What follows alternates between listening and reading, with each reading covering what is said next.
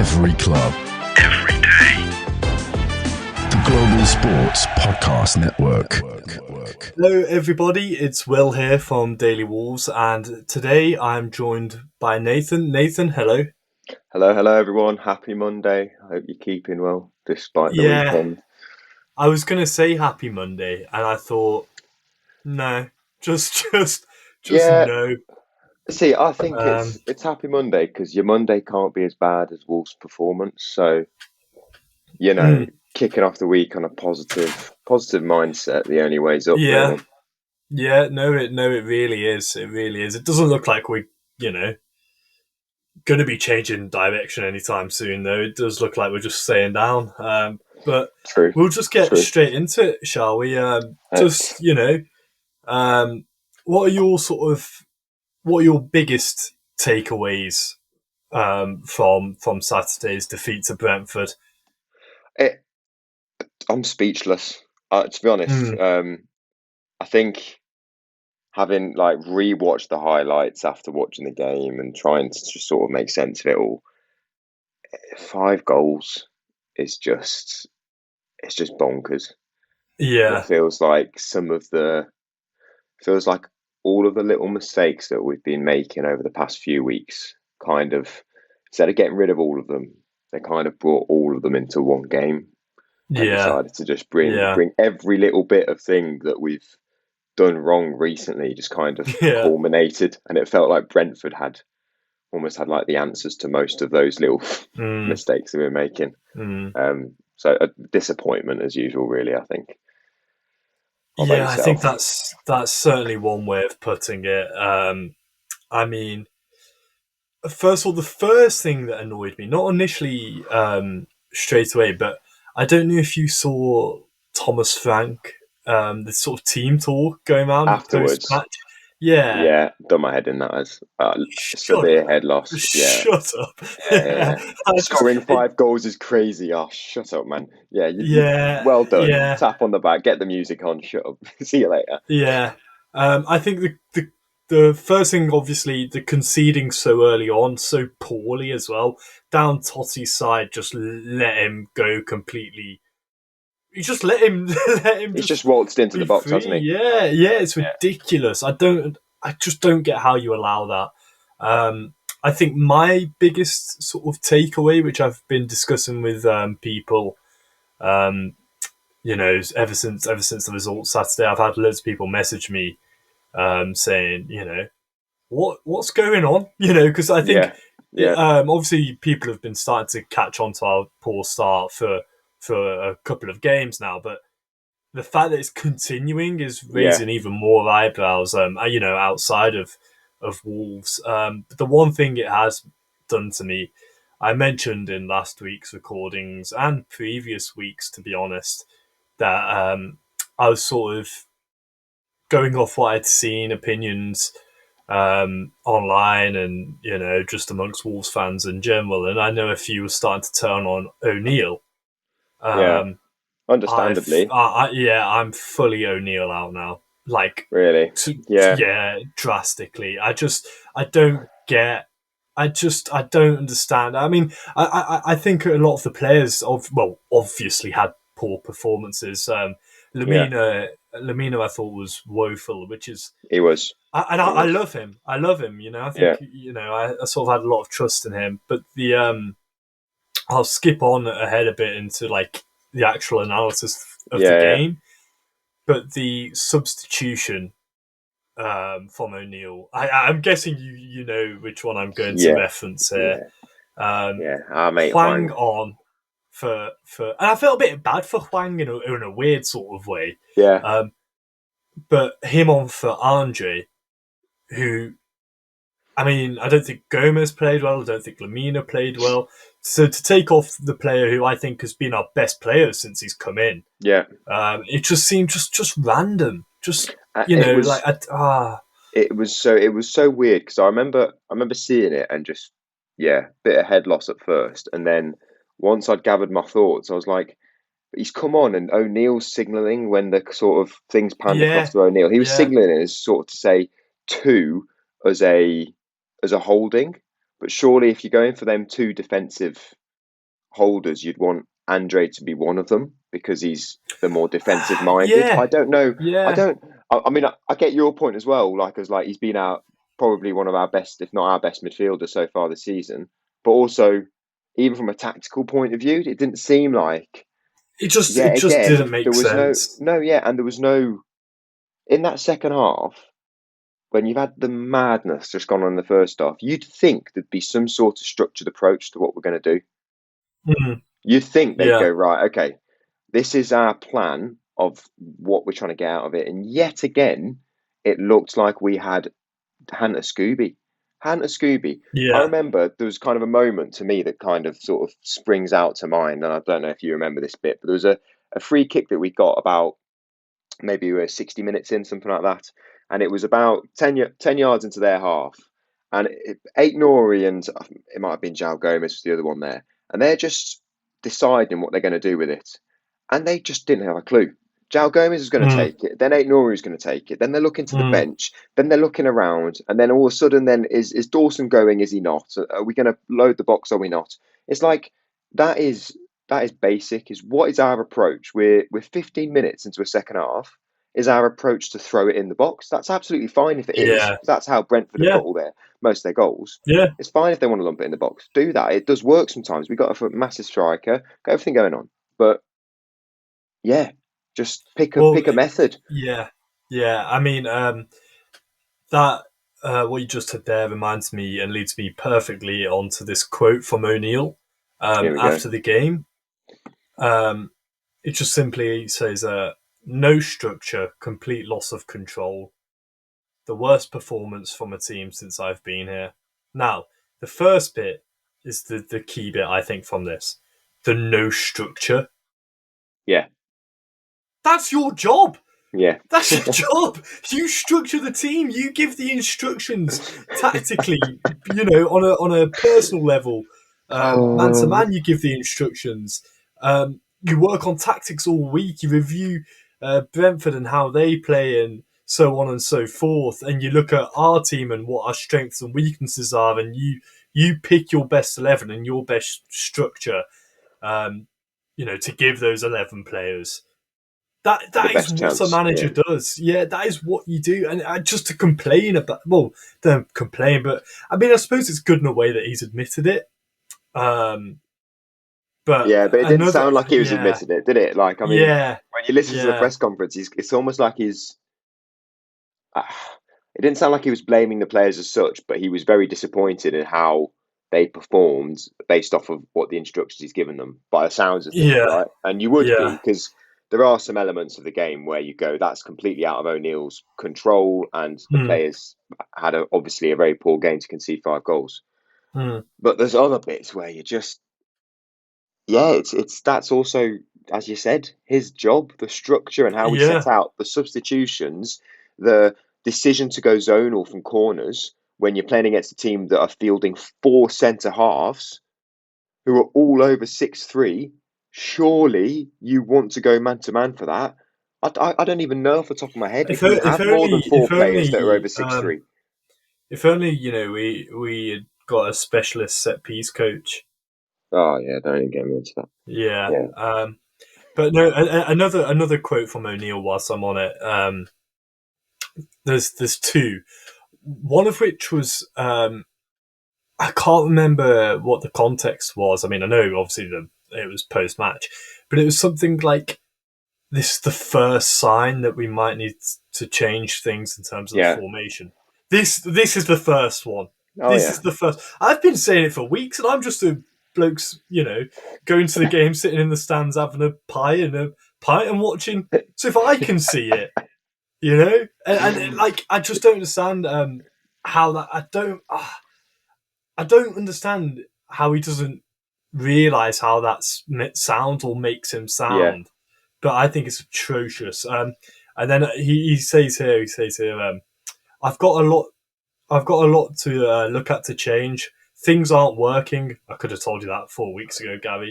It may be that we have to go back to a back three again. I said that weeks ago. Using the only 3 fit centre backs we have, I've got a lot of work to do in the international break. Now that quote there, the only three fit centre backs we have. So people are complaining, about Fosun in that respect, saying they didn't back him. Yeah. But we've all heard Matt Hobbs come out and say that if we got another centre half, Bueno was going to go out on loan. Yeah. So yeah, okay. So it's in the plans anyway. Like this is the situation that they planned for. This is the thing that really is the most like you want to just pull your hair out with it, don't you? Because it's like they're almost complaining about the bed they've made themselves. Yeah, I just can't believe it's taken 7 games to figure out that might need a change. The complaining about just in general, I think the player quality and so on and so forth, and we've played better teams than us, and we're meant to be competing for Europe. That was what we were told. Yeah, that's what we were told. That is the narrative, isn't it? So it's just crazy, and I think another point I've seen was, we've spoken about the similarities between O'Neill and Bruno Lage. Yeah. Lage was under a lot of pressure. He got 6 points from 7 games. O'Neill, we've heard today that his job is safe and he's backed by the club for getting 1 point from 7 games. It's hard to understand. That's one win. That's one win in, I think it was 17 Premier League games ago last season. Yeah. I can't wrap my head around it. I think Bruno Lage was maybe in a way unfairly judged. I mean, we were shocking at times, but he came in after, if we look at recent years, our most successful manager, right? With a system. I mean, Nuno's imprint on that Wolves team was so, it ran so deeply into the team, right? Like he had players that had been there for, 5 years, all the way through from, Matt Doherty from League One, really, who'd been in that squad. But he'd really formed that squad from the Championship, and we'd had, 3 successful seasons by Wolves' accounts in the Prem. So Lage had a difficult thing because the expectation when he came in was, well, we want you back. We want to be back there, right? And if we don't get back there immediately, then, you're sort of, your head's on the chopping board. But O'Neill's come in after some disappointing performances, and we've seen the reality of, okay, maybe this is where we're actually at as a football club. So almost those poor results have been more readily accepted in a way. Because Lopetegui came in, did a good job, but we realised that we were scrapping down the bottom for a bit. So I think it's just the expectation when O'Neill came in. Everyone was saying we're going to go down. So by keeping us up, you've got some brownie points there. And then now it's a case of, well, we wanted to kick on and we've actually gone backwards. Yeah, we'll have more on that. I just want to give out a quick reminder that this podcast is part of the Global Sports Podcast Network, the only network bringing you exclusive daily news and views on your Premier League team, the Premier League, women's football and fantasy football. A unique listening experience that puts fans first, bringing you the very latest breaking news from your team. Subscribe wherever you get your podcasts and make us your first listen every day. The Global Sports Podcast Network, every club, every day. But yeah, I think, you made some obviously very, very valid points here. I just want to loop back to the similarities in terms of the treatment of O'Neill from Fosun and how it was under Lage. I think Fosun appear happy to keep O'Neill in charge and give him the support because he's a bit more of a yes man. I think it's that simple because the expectations, the expectations were so much lower. Yeah. I think he plays perfectly into their hands. But I did see someone saying, I thought it myself. Remember when Lage put Neves centre half and he had lost the dressing room, lost the fans. Yeah. And that was it. That was it for him. It was, good as gone. I do honestly think that Hwang for Andre substitute could be O'Neill's, version of that. I mean, it just the whole atmosphere. Not being at the game ourselves, but just hearing the Wolves chanting in the game just was not positive at all. And yeah, it's just a tough one to take, really, because I was looking at like the lineups, right, from the start, and I was looking at their squad and the players they had available, and then sort of the preview. We mentioned their injuries and mentioned how Yeah. O'Neill and he did brought Forbes in and stuff. Yeah. And obviously Dawson coming back from injury. I mean, you know, you'd fancy us looking at their squads. I mean, No, going of course. forward, that Yeah. Embuemo obviously is a threat, and Puey's pen and stuff, but their back four, their holding midfielders are decent. Janelt or Norgard aren't something special. No, You yeah. wouldn't start them over any of our three.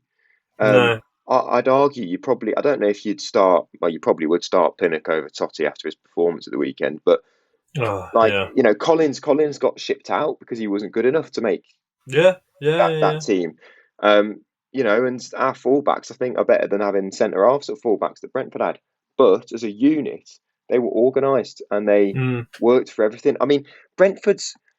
I know I'm just kind of jumping here, but Brentford's fifth goal on, like, Eight Nori and Gomez are just messing about on the halfway line. I haven't a clue what the point Yeah. is there.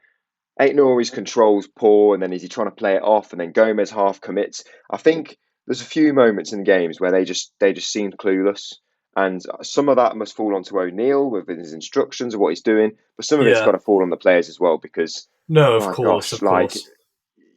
just losing the ball like that on the halfway line, have it not tracking your men, Lamina jumping out for the goal that I think it was their third. It's just a bunch of stuff where it's like Well, everything went yeah. wrong. Yeah, but I think that comes from something that we've spoken about before was, because of the sort of system not working in us, um, dropping points and having such a bad start, then every game becomes more difficult. Then your players are low on confidence, and it makes these things more difficult. You're going to get worse performances from players who are low on confidence, and Yeah, I think that, of course, yeah, the poor performances from individual players, that's not O'Neill's fault per se, but I think the reasoning behind it is still O'Neill's fault. I mean, yeah. it's something that I could see happening again a couple of weeks back. But I think the worrying thing, or the most worrying thing for me, if we keep O'Neill and if we carry on like this, I mean, even if he starts to pick up a few points after changing to a back five and things start to change, I'd still get rid of him at the end of the season, or January if he makes it that far, because you've given him, I suppose, the time to work over full pre-season and make his stamp on a team, and it's just clearly not good enough. But this is it. It's the fact that not only have we, how many goals have we conceded in I've stopped. 7 games? Sorry, is I've it stopped like counting at 20, like 21? 14. Yeah, Yeah, something mental.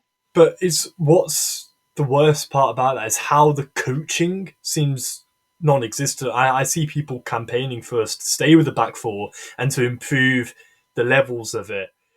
7 games, 7 games. It's not worked. The thing Um, is it's 7 games and a whole pre-season, and yeah, yeah. we're getting to this point where I think O'Neill and Chris made this point. I think it was a couple of episodes back. The Mm-hmm. listeners might remember, but he made a point that basically Gary O'Neill isn't very media trained, Yeah, and I think that point is valid, and it's starting to come yeah. through a lot more. And Mm. the problem is he's giving us stuff to rant about almost Yeah, no, it every doesn't press help. conference now, and it really doesn't help. But basically, he's saying that at this point in the season, we've had one injury that happens in the Prem, but we're just not ready for it. We don't know what to do. We don't know whether to go to a back three. We're going to have to work on it, whatever. This isn't something that's been sprung upon him like it did last season. Yeah, yeah, Where he hasn't yeah. had a pre-season, he hasn't had the window behind him and stuff. He's Mm. had the whole time to plan this. The And whole club, the whole hierarchy has had sorry, time. bearing in mind again, because I know people listening to that will say, "Oh, but he wasn't backed by Fosun," which I completely agree with. Yeah. But even if he was backed and we did get that centre half, we'd still be sending out Bueno on loan, so we'll still be at the Yeah. same number of players. Yeah. So it doesn't make a difference. But it's the fact that the coaching itself seems non-existent. There's no improvement week on week. I mean, the formation of midfield. You mentioned about confusion there, like taking a set piece and so on and so forth. They just seem so unorganized and clueless at times, genuinely no ideas. And these are quality players we're talking about.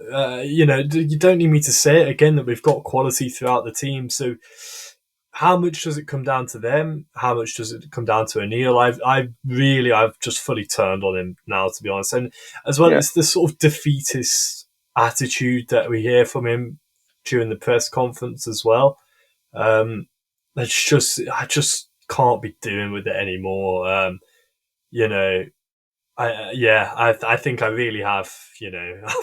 I've just had it, Nate. But I do just in these press conferences, managers that have been in his position before, like I think of. I'm not a massive fan of Steve Bruce, but I think he used to do it a fair bit when he was with teams that were down the bottom. He used to just say like, "Oh, the lads gave it 100%. I can't fault their effort," even though sometimes you'd be like, "Well, they haven't. Some of them were lazy today." But he'd just say they're giving 100%. We've got to regroup. We've got to look at this again. Just like a unity, a kind of unified front. We know it's tough at the minute. We've had poor results. No one wants to lose, right? Everyone's pushing to try and win. They're just making mistakes in the process, right? But he just gives us stuff to keep biting at. Like it's almost like I just want to. For the sake of the club, I just want to say, like, just give him a script to just read off for them press conferences. Do the Nuno, the same press conference each time, and just at least don't make the headlines about us worrying about not having the right amount of centre halves again. Because then you're just contradicting what Hobbs has come out with, and it just gives us more stories to talk about. Speaking of which, do you have a story to tell that the world needs to hear? Have you struggled with reaching new audiences who are engaged with your story? It might be time for you to start a podcast. Let me tell you about a platform we use here at the Global Sports Podcast Network. Zencastr makes it easy to start a high-quality podcast built for growth from day one. With 4K video recording from your phone and AI editing that automatically removes ums, ahs, your nose, and 22 other speech patterns, Zencastr makes it super easy to start a podcast that sounds great. Ready to tell your story? Check out the link in the show description to learn more about Zencastr. I just think, based on what you've just said and based on what we've seen this season, I personally would have been a lot harsher, I think, with O'Neill if I was in one of the sort of roles above him. I would have been tempted to make the tough call of getting rid of him after the Villa game, to be honest with you, because of that lack of fight and identity. The thing that I think always is like, okay, you've had a bad run. And clearly there's issues that have been going on for ages and we keep talking about them.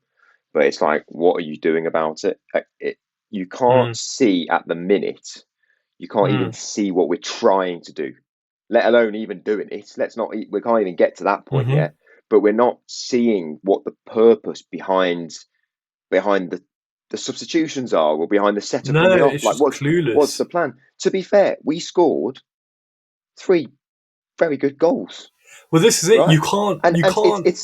It's weird. It's just weird because the 3 goals are good team goals. Nice little passing moves. I think Strand Larsen's finish is top quality. Top quality coming across. Nouri's finish is solid as well. Yeah, and Cunha took his away nicely. So there's quality there, and that's almost like they've just, we've mad sort of exchange of goals in the first half, but they've reacted. They've kind of gone off the cuff. They've couple of 1-2s, seeing the space, just doing the stuff. But then in the second half, when obviously Brentford had time to kind of get that half-time sort of cool down from Thomas Frank, and obviously O'Neill's probably doing something at half-time, God knows what. And in the second half, he makes three substitutions, right? So he's at one time we had Bellegarde, Hwang, Guedes, Cunha, and Strand Larsen on the pitch. All of them could play up top, maybe apart from Bellegarde, right? So we've got 5 strikers essentially on the pitch, and I don't remember us creating anything. So there's No, we something, never there's ever looked like, something, there's something there that's an issue. And then likewise on the other end, every time Brentford had a corner, they looked like they were going to score. Yeah, Every single time. They could have had 9, let alone 5. yeah. So it's I, just, yeah. Just on that note of they could have had 9 instead of 5, I saw a lot of people complaining about Johnston. Now, I don't think we should have signed him full stop. I don't think he's £10 million better than Sarr, but I think no matter who out of those two was in goal, would still lose by around the same score sheet. So Yeah. I Yeah. don't really buy into that. But the fact that we've shipped 5 goals to an average team in a must-win game, what we've made a must-win ourselves by O'Neill being so stubborn and just inept as a manager to change his system when it's been proven that it's not working. So we've made that a must-win game. Well, O'Neill has made that a must-win for us by his just piss-poor management to the start of the season. But yeah, so we shipped 5 goals.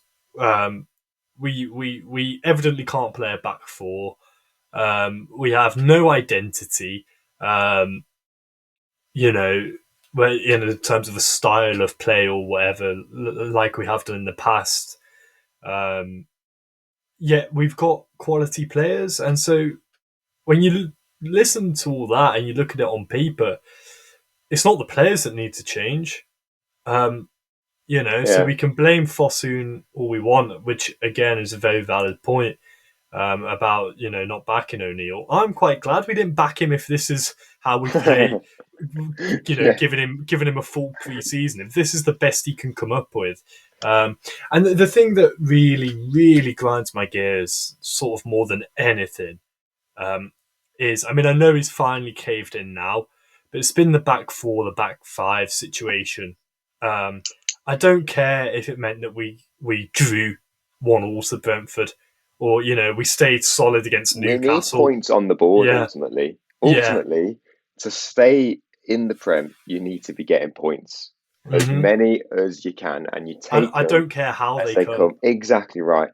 And and the thing is methods and all this fancy chat about how we want to play expansive football or whatever we want to do. Sometimes it just has to go out the window, and you have to get back to basics. Because at the minute, we are not doing the basics right. We're not holding shape.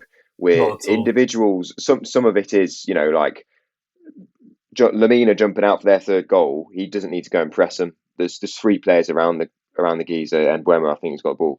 He doesn't need to jump out. That's just head loss, and then they're round into the space that he was covering. So there's things like that. That's just basic shape stuff. And you'd think, I agree with you, you've got to go back to coaching right on this. Just get shape right. If that looks like 5 at the back with 2 holding midfielders or even 3 midfielders still in there, it looks the way it looks. But against City at home, I know we're not going to talk too much about it because we've got the episodes coming up, but you've got to there needs to be some sort of I want to see the most boring game of football I've ever watched in my life. Apart from maybe if you class having your back up against the wall and sort of trying to withstand constant pressure as entertaining, I couldn't care less. I just think, I mean, my head's gone a bit, I suppose, but it's just the way that we've shown no signs of improving under O'Neill's management whatsoever. And I mean, we saw on Saturday, we heard chants of "you don't know what you're doing." Brentford fans singing "sacked in the morning." I wish he was. I honestly do. I'm just fed up. I'm just so fed up. I think the saving grace for O'Neill is the fact that it is going into international break. So the higher ups who obviously back him are saying, right, you've got now 2 weeks to sort something out and to get, and at least, well, not 2 weeks, but however long the international break is, to sort of work out how you're going to set up against City and then also Brighton the week after away. Can you see any points coming from those games? I personally based off of what we've had so far this season? Absolutely not. No. but this is you it know, though. it's if you wanted. I don't think the game's coming thick and fast without an international break is better for us in this scenario. So what I'm saying is, I think it's slightly better that we've got a little bit of a break, so that some of those players can go away on international duty and hopefully get some decent performances to gain a bit of confidence. And then the ones that aren't going away can just work on trapping a football and passing it 5 yards and learning how to stay as a back four. Do you know what I mean? It's this simple though. It's that simple. It's the way I see it is a back five that don't try and play like Man City and fancy football. Just do the job and do the basics well. Yeah. Two or three, depending on the rest of the formation. Just strong, basic, rigid midfielders who win it, give it, win it, give it. Yeah. I think going forwards, it's not an issue. It's not an issue at all. We're scoring the goals. I mean, you can't score 3 away from home and lost. Not just lost like just about, but lost embarrassingly. We scored 3 away from home and we've embarrassed. It's crazy, isn't it? It's absolutely crazy. It's like the Chelsea game as well, where you're like, watch that first half. Okay, we're giving away a couple of silly goals, but we've scored 2 decent ones. Strand Larsen scored his first goal, all the rest of it. And you go in at half-time positive, and then you end the game and you're like, what's just happened? And it felt almost similar. Like, quick responses to their first 2, and then you just, how can a 6'6" massive centre-half be left completely alone 5 yard space inside of him? If that happened in Sunday League for my team that I played for, I would be going absolutely livid at the 6 foot defenders that we got because someone needs to pick him up. I think we spoke about it in previous stuff, just like the big guy from the opposition team gets marked by the big guy in our team. It's not rocket science. Simple. It's so simple. Yeah. This zonal stuff, and zonal without having anyone around their biggest aerial threat. And then the thing is it didn't improve. We didn't learn from that. In the second half, they had at some point, they had a spell of like 3 or 4 corners back to back, and they looked like they'd score every single one of them. It kept bouncing in the 6 yard box, sort of palmed away by Johnston or. You know what? I sort of wish they did score, so it called for drastic action in a way, if that makes sense. I'm just at a complete head loss with O'Neill and his coaching staff. Who it's just jobs for the boys. They go around, have a game of golf with Matt Doherty, and just piss arse about with Matt Hobbs, and they have a great. Look, the one that looks like Eddie Howe. He's not. I don't know what his position is. I know who you're on about. I don't know what his job is, but whatever it is, he's useless at it. He's got good air gel, though. Very good air gel. But I just want to, just as we finish up, I want to highlight something which I saw in response to John Percy from the Telegraph saying that O'Neill was given the full support of Wolves hierarchy, and it was this. O'Neill, in his last 29 games at Wolves, lost 18. We've scored 36 goals, conceded 61. Oh my God! Now I'm just going to give you another manager who at this club, this isn't at Wolves. At this club, this manager had 28 games, 11 losses. Scored 39 goals and conceded 38. Do you know who that manager is and what club it was? No, but I'm scared. Right. Gary Neville at Valencia. Oh. Yeah. So those are the levels that we're talking about. And all of this whilst we're being charged the benchmark prices of, the likes of Aston Villa. To watch this shambles, we're being charged the same amount. I didn't realise Gary Neville. Too many Garys. There's obviously something to do with Gary, isn't it? Yes. But I didn't realise Gary Neville had that many games for Valencia, to be fair. But the more you know. Some would argue that you should perhaps take more drastic action and change the managers sooner on. But Nathan, we'll try. I don't know if we can after all of that, but we'll try and finish on a high. Let's do it. I've not got much. I'll be honest with you. Okay. I think that the 3 goals were good, and I think that's about the high that I can give. Yeah, I mean, the best thing from Saturday that I can think of, 2 things actually. First of all, the bacon sausage egg sandwich I had from the cafe in the morning was fantastic. Absolutely. And they gave me a free hash brown. Did you go brown sauce or ketchup? I'm a ketchup man. Fair enough. I don't mind it. And second of all, I got a Jack Wills jumper from Charity Shop for £3. So those are my positives. Absolutely nothing to do with Wolves, because I just can't think of any. But on that note, we'll wrap up for today's episode. And I tell you what, I'm looking forward to the international break. Yes. But should be good. Have a great week, everyone. Yeah. And tune in again tomorrow, I guess. See you tomorrow. That's it. Every club, every day. The Global Sports Podcast Network.